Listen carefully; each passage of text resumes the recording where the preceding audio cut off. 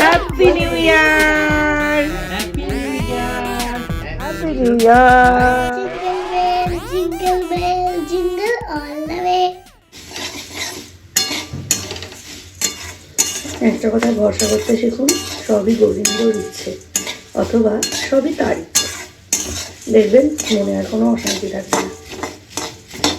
আর 10টা অবস্থা দেখুন, পুরো ধোঁয়া ধোঁয়া ধোঁয়া ধোঁয়া চারিদিক। এমনি আলো তো ফোটেইনি, সূর্যি মামারও দেখা নেই। এই দেখুন আকাশের অবস্থা, দেখেছেন কি খারাপ ওয়েদার, বাপরে বাপ। দেখ কেমন কন্ডিশন, না সাইড দিয়ে, ই বাবা সাইড দিয়ে দেখছে, বাইরে বেরোচ্ছে না। দরজাটা খুলে বাইরে গিয়ে উঠোনে গিয়ে একবার দেখে, ঠান্ডাটায় একবার গেলে ঠান্ডার ভয়টা কেটে যায়। চ আমি তোকে গরম কফি দেবো।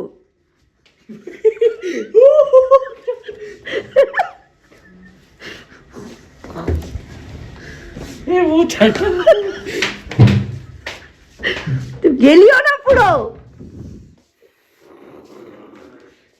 এই যে ম্যাগি বয়েল করতে বসিয়েছি, এটা আমার আর সৌর্যের। দীপকে বললাম দুপুরে কি খাবি বল, বলছে যে দুপুরবেলা ম্যাগি করে নাও, আর অন্য কিছু করতে হবে না, একটু গরমা গরম ভেজিটেবলস দিয়ে সুপি সুপি ম্যাগি করো, খাওয়া হয়ে যাবে। মাথায় দিয়েছি তেল, এই তেল তুলতে এখন আমার তেল বেরিয়ে যাবে। আমি শুধু ভাবছি আমি কি ভুল করে ফেললাম। যাই হোক, মাথায় তো মাঝে মধ্যে একটু তেল দিয়ে মাসাজ করতেই হবে বলুন।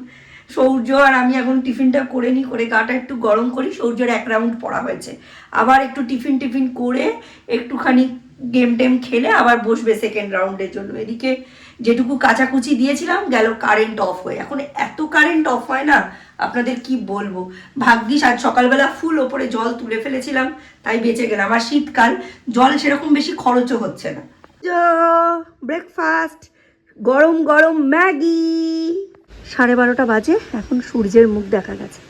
এ বেশিক্ষণ থাকবে না, খুব বেশি হলে আধা ঘন্টা 40 মিনিট থাকবে।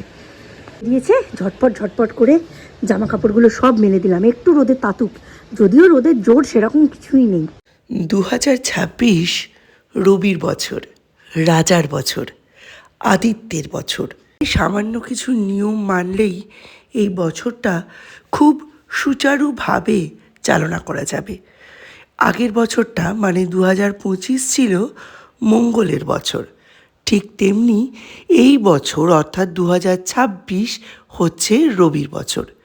নিউমেরোলজিক্যালি যদি দেখি তাহলে এখানে 1 সংখ্যার প্রাধান্য রয়েছে। যেমন আজকের তারিখ 1/1/2026, 2026 সব মিলিয়ে 10 অর্থাৎ 1। তাই দুটি নির্দিষ্ট টাইমে আজকে নিউমেরোলজিক্যালি ম্যানিফেস্টেশন পোর্টাল খুলবে। আজকে 2টি সময়ে ম্যানিফেস্টেশন পোর্টাল খুলেছিল, দুপুর 11টা 11 এবং দুপুর 1টা 11। থেকে দুঃখের কথা কি জানেন, কালকে ফেসবুকে ওই ভিডিওটা পোস্ট করার পর ওই ভিডিওটা এবং আমার লাইভটা দুটোই ভাইরাল হয়েছে, কিন্তু আমি আমার বাড়ির লোকেদের কাছ থেকেই সাপোর্ট পাইনি। লোকেদের নয়, লোকটির কাছ থেকে সাপোর্ট পাইনি। আমার বাড়িতে মিস্টার বিশ্বাস ব্যাপারটিকে কোনো আমলই দিলেন না, বললেন তুমি ছোট ছোট জিনিসে তিলকে তাল করো। উনি আসলে এত বুঝেই বলেননি, উনি তোমার সঙ্গে ইয়ার্কি মারছিলেন। বলুন তো এটা কোনো কথা? বাবা হিসাবে যদি আমি আমার সন্তান সন্ততিকে প্রোটেক্ট করতে না পারি, তাদের বুকের সামনে ঢাল হয়ে দাঁড়াতে না পারি, তাহলে কিসের পিতৃত্ব? শুধু কি তাদের দৈনন্দিন খাওয়া খরচ, জামা কাপড়ের খরচ আর পড়াশুনোর খরচ দিলেই বাবা হওয়া যায়? বাবা হতে গেলে সব দিক থেকে ঢাল হয়ে দাঁড়াতে হয়। এইটা একটা আঘাত সন্তানের প্রতি। সেটা মা হিসাবে আমি যেমন অনুভব করব, বাবা হিসাবেও ওনার ঠিক ততটাই কি অনুভব করার কথা নয়? কিন্তু সেদিন সেই মুহূর্তে উনি আমার পাশেই ছিলেন না। আমি যদি ওনাকে জানিয়ে ভিডিওটা পোস্ট করতে যেতাম, উনি আমায় ভিডিওটা পোস্টই করতে দিতেন না, উনি আমায় লাইভটা করতেই দিতেন না। আমি যখন লাইভটা করছি তখন কারেন্ট হঠাৎ করে চলে গেল, সেই জন্য আমি লাইভটা বন্ধ করে দিলাম। আর ওই সময়ে উনি বাড়িতে ছিলেন না, উনি আমার জন্য কম্বলটা কিনে আনতে গিয়েছিলেন। সেই জন্য আমি ভিডিওটা এডিট করে পাবলিশ করতে পেরেছি এবং সঙ্গে সঙ্গে সিদ্ধান্ত নিয়ে লাইভটা করতে পেরেছি। এই অসহায় মায়ের কান্না দেখে এটা ভাইরাল হয়ে গেছে। আমাকে যে মন থেকে যে কি নাড়িয়ে দিয়েছে কালকে এই ঘটনাটা আপনাদের আমি বলে বোঝাতে পারবো না। কিন্তু সেই দোলাটুকু আমার সমব্যথী একজন বুঝতেই পারলো না। আমি যেমন ওনার অর্ধাঙ্গিনী, উনিও তো আমার অর্ধেকটা, আমার বেটার হাফ। উনি বুঝতেই পারলেন না। কারণ কিছু কিছু মানুষ এখনো জিনিসটাকে এত ক্যাজুয়ালভাবেই নেন। আমায় তিতলি ফোন করেছে, ঝর্ণা বৌদি ফোন করেছে, আমাকে পলাশদা ফোন করেছে যে জিনিয়া তোর ছেলেকে কে কি বললো। কথা শুনে ওরা বলছে আসলে সোমনাথ তো খুব শান্ত, খুব ভালো মানুষ, ওই জন্য ও প্রোটেস্ট করতে চায়নি। কিন্তু যে ভালো মানুষই, যে শান্ত শিষ্টতা, যে ভদ্রতা আমাকে আমার সন্তানকে প্রোটেক্ট করা থেকে আটকায়, ধিক্কার সেই ভদ্রতায়। আমি ওরম ভদ্র মানুষ হতে চাই না। ওর থেকে আমি পশু হব। একজন পশু মা যে পাশবিক আচরণ করে তার সন্তানের ওপর অত্যাচার করলে আমি সেই রকম অত্যাচারে সেই রকম উত্তর দেব। আমার ওই রকম ভদ্রতা, ওই রকম শিষ্টাচার, ওই রকম শান্তশিষ্টতা আমার প্রয়োজন নেই, আমি চাই না হতে। কেন খেপে গেলাম জানেন? সরস্বতী দিকে বের করতে গিয়ে দেখি ওই জানোয়ারটা আমার বাড়ির সামনে দিয়ে ওয়াক করে বেড়াচ্ছে। মানে এই সদ্য রোদ বেরিয়েছে, উনি হাঁটতে বেরিয়ে গেছেন। যা দেখেই আমার মাথাটা ধক করে আগুনটা জ্বলে উঠলো, কালকের কথাটা মনে পড়ে গিয়ে মাথাটা জাস্ট মানে আমি ধরে রাখতে পারছি না। ওরা এখনো দুজনের টাকাই দেয়নি, কিন্তু 600-1200 টাকা দেয়নি। বললো আমরা পেনশন হোল্ডার তো 1 তারিখের পরে দেবো। আমি যাবো না তো আর ওই বাড়িতে টাকা আসতে। রত্না বৌদি আর ওরা যাবে, রত্না বৌদি আর রাধিকাকি যাবে, আমি যাব না। আর অন্য সব বাড়ি আমি যাব, ওই জানোয়ারের বাড়িতে আমি পা রাখবো না। অসভ্য ইতর একটা মেয়ে, যার নিজের একটা আমার বয়সী দুটো মেয়ে, নাতি নাতনিতে ভরপুর সংসার, সে এটা জানে না কার সন্তানকে কি বলতে হয় কি বলতে নেই। ছাড়ুন, বাদ দিন। আজকে রান্নাবান্না খুবই সিম্পল, টেবিল এখনো গোছানো হয়নি। মানে মেঘে মেঘে বেলা হয়ে গেছে, ঘড়ির কাঁটার মতো ঘুরছে, কিন্তু আমি এখনো বুঝে উঠতে পারিনি কতটা কি। সরস্বতী দিকে আজকে বলেছি ঘরদোর কিচ্ছু করতে হবে না, তুমি শুধু বাসন মেজে দিয়ে যাও। বাসন সব মেজে দিয়েছে, দিয়ে ওর নিজে ঘরদোর সব ঝাঁট দিয়ে গেছে। আমি ঘরদোর মুছতেও দিইনি, উঠোন ধুতেও দিইনি। দেখতে পাচ্ছেন কালারফুল প্ল্যাটার, এটা হচ্ছে ভেজিটেবল ক্রোকেটের জন্য তৈরি করেছি। এখানে সিজনের একদম ফ্রেশ বিটরুট আর ক্যারট নিয়ে নিয়েছি, সঙ্গে নিয়েছি ফুলকপি, বিনস আর মটরশুঁটি। এইগুলো দিয়ে ভেজিটেবল ক্রোকেট বানিয়ে আমি একটা বক্সে করে ডিপ ফ্রিজে স্টোর করব। ফোনটায় চার্জও বেশি নেই, ফোনটা একটু চার্জ দিই। আর এই ঘরে সূর্য পড়াশুনো করেছে, খাটটা একেবারে জঘন্য হয়ে আছে। এই ঘরের খাটটা ঠিক করি, নিচে তক্তপোষটা পেতে দিই, তো পেতে দিলে একটু গরম গরম থাকবে। রান্নাঘরেও আমি ইউজ করি, দেখবেন রান্নাঘরেও আমি ইউজ করি। এইখানে এখন সবাই ওই ম্যাটগুলো পাতে, কিচেন ম্যাট। আমার কাছে এটা রয়েছে, আমি বেকার কিচেন ম্যাট কিনে কি করব, ওই জন্য আমি এগুলো ইউজ করি। কিছু কিছু ক্ষেত্রে পাটা ফ্রি থাকলে ভালো লাগে, সবসময় চপ্পল পরে ভালো লাগে না। এটা পাতা থাকলে নির্বিঘ্নে এটার উপরে হেঁটে দাঁড়িয়ে কাজ করলাম। আমার তো এখানেই মিক্সার গ্রাইন্ডার, এখানেই ওয়াটার পিউরিফায়ার, সব কিছু সেট করা, বাসনপত্র এটারই মধ্যে। আমার এখান থেকে খুব একটা নড়তে হয় না। ওই কুটনো কাটাটাই যেটুকু আমি এখনো বটিতে কাটি বলে, যদি বটিতে না কাটতাম তাহলে আমার এখানেই পুরোটা হয়ে যেত। এবার আস্তে আস্তে ছুরি কাঁচিতে কাটা আমাকেও অভ্যাস করতে হবে, কারণ যে ডাক্তারের কাছে যে প্রবলেম নিয়ে যাওয়া হচ্ছে, বলছে বসে কাটবেন না, ওটা দাঁড়িয়ে কাটবেন। এদিকে মানে দাঁড়িয়ে দাঁড়িয়ে সব কাজ করতে করতে মানুষ নিচে বসা ভুলে যাচ্ছে, মানুষ মাটিতে বসতে পারছে না। সোফা চেয়ার সব উঁচুতে উঁচুতে, আর মাটিতে বসতে বলে লোকে বলে কোমরে প্রবলেম, হাঁটুতে প্রবলেম। এটা তো আছেই, কিন্তু তা সত্ত্বেও মানুষের মাটির সঙ্গে না সংযোগ কমে যাচ্ছে। মাটিতে বাবু হয়ে বসা এইসব মানুষ ভুলেই যাচ্ছে।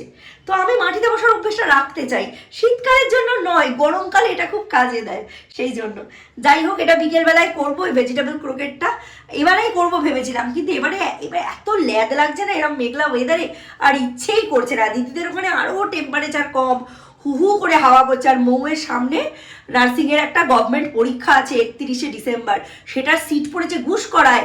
ও সেই ওইখানে যাবে, মানে ওখানে গিয়ে হোটেল বুক করে থেকে পরের দিন রিটার্ন করবে, মানে একদিন আগে যাবে, একদিন পরে রিটার্ন করবে। আমাদের বন্ধ ছিল, আমাদের তো কথা হয়েছিল।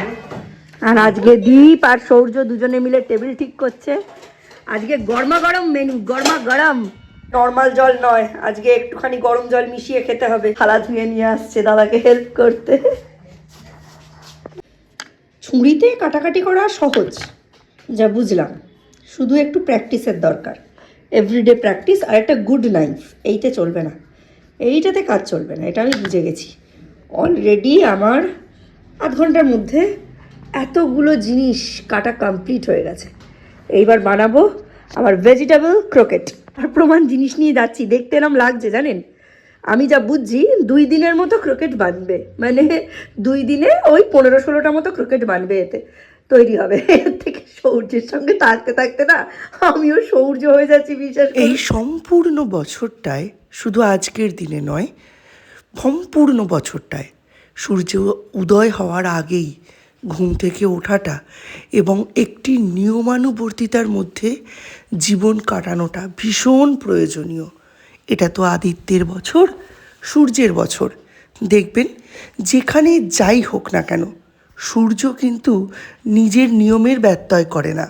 ঠিক তেমনি আমাদেরও খুব নিয়মানুবর্তিতার মধ্যে জীবনটা কাটাতে হবে। সেটা যদি করতে পারেন এবং অবশ্যই যদি শনিবারে হনুমান চালিসা পাঠ করতে পারেন, এই বছরটা খুব সুন্দর কাটবে। আর এই নিউমেরোলজিক্যালি যে পোর্টালগুলোর কথা বলেছিলাম, এই সমস্ত দিনে কর্পূরের সাথে যদি এলাচ এবং তেজপাতা জ্বালাতে পারেন বা একটি আদিত্য যন্ত্রম এঁকে তাতে ম্যানিফেস্টেশন লিখে সেটা পুড়িয়ে দিতে পারেন ওই বিশেষ বিশেষ সময়গুলোতে, তাহলে খুবই উপকারী হবে।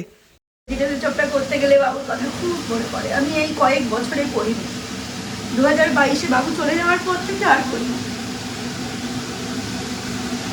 বাবু বলতো এই জিনিস দোকানে কিনতে গেলে 30 টাকা পিস ছাড়া বিক্রি হবে না। এটা শিখেছিলাম নয়ির কাছ থেকে। বেশি করে খেজুর, বেশি করে কিশমিশ বাড়িতে তৈরি নিজের হাতে দিয়ে মিষ্টি মিষ্টি একটা হার্ড কোটিংয়ের ওপর বানানো, মোটা কোটিং, মরমরে করে ভাজা ভেজিটেবল চপ বাবু ভীষণ ভালোবাসতো। বাবু বলতো 2টো ভেজিটেবল চপ, ডাল আর আমার দুধ ভাত, এই যদি থাকে আমার আর কিচ্ছু চাই না। খাওয়ার সহজে বাবুর মতো করে কেউ মনে হয় কোনোদিন আমার করা তুচ্ছ তুচ্ছ জিনিসগুলোকে এত গ্লোরিফাই করে। মানুষ তো তার গর্বে বেঁচে থাকে, তাই না? আমাদের পাড়ার কাকিমার যিনি গুরুদেব, উনি কাকিমাকে এই সমস্ত কথা বলেছেন। পারলে এই বছরটায় অবশ্যই দুপুর 12টার আগে স্নান সেরে সূর্য প্রণাম করে সূর্যকে জল দান করবেন। তাহলে দেখবেন এই বছরটা খুব সুন্দরভাবে অতিবাহিত হবে। নতুন ক্যালেন্ডার বাবা এনেছে, একটা বাবার স্টাইল, একটা আমার স্টাইল। আমি বলেছিলাম সিঙ্গেল পেজে, আর বাবা বলছিল একটা বছরের যেন পুরো চোখের সামনে দেখা যায়। আগের বারে ছিল গণেশ ভাইয়া, এটা তোমার পছন্দেরটা, আর হ্যাঁ এটা হচ্ছে বাবারটা আমার যেটা কি বজরংবলী, আচ্ছা, রামজি আর বজরংবলী। আপনারা ইউটিউবে একটু ঘাঁটলেই এই সমস্ত কথা জানতে পারবেন। নিউমেরোলজিক্যালি আপনাদের কি কি করা উচিত বা উচিত না। আমার ব্লগের কন্টেন্ট তো এটা নয়, তাই খুব একটা ডিটেলে আমি আপনাদের জানাতে পারলাম না। যেহেতু আমার সঙ্গে এই কথাগুলো হয়েছে, তাই এটাই একটু আপনাদের বলে দিতে পারলাম। এর থেকে বেশি আমি এই ব্যাপারে কিছুই জানি না। চলুন, এখন একদম ভেজিটেবল চপগুলো রেডি হয়ে গেছে, দেখাই আপনাদের। অনেক টাটকা বিট, গাজর, মটরশুঁটি, ফুলকপি উঠেছে। তা এই সময় এই জিনিসগুলো যদি না বানানো হয় তাহলে আর কখন বানাবো বলুন? এই সময় একটু সস্তাও হয়েছে। আজকে বিট, গাজর, মটরশুঁটি, ফুলকপি সব কিছু দিয়ে, আলু এক ফোঁটাও দিইনি, সব কিছু দিয়ে এই যে ভেজিটেবল ক্রোকেট বা ভেজিটেবল চপ বানিয়ে নিয়েছি।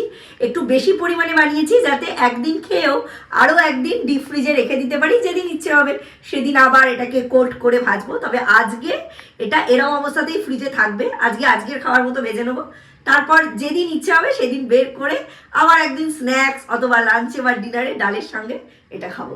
এইটা বানিয়ে নিলে থাকলে বাড়িতে আর কেনা কোনো ভেজিটেবল চপের দরকার পড়বে না। এটা এতটাই টেস্টি খেতে হয়।